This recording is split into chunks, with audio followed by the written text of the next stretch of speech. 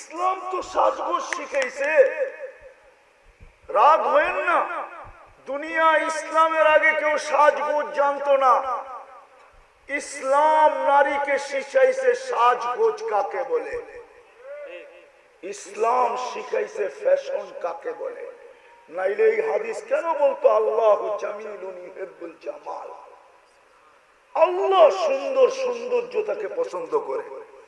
আল্লাহর রাসূল সাহাবী রাসূলকে কেন বলতো তুই এরকম চলস কেন, আল্লাহ কি তোকে কিছু দেয় না? বলছে দিছে। বলে তাইলে নিয়ামতের আসর তোর উপরে প্রকাশ পাওয়া চাই।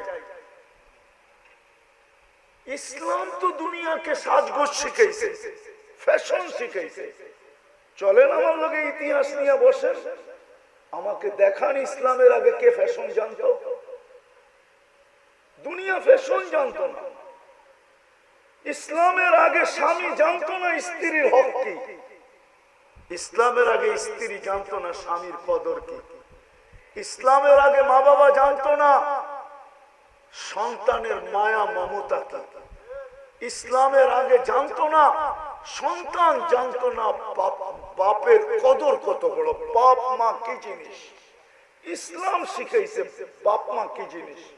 ইসলাম শিখাইছে সদয় দৃষ্টিতে দেখতে দেরি, কবুল হজের সওয়াব মিলতে দেরি হয় না।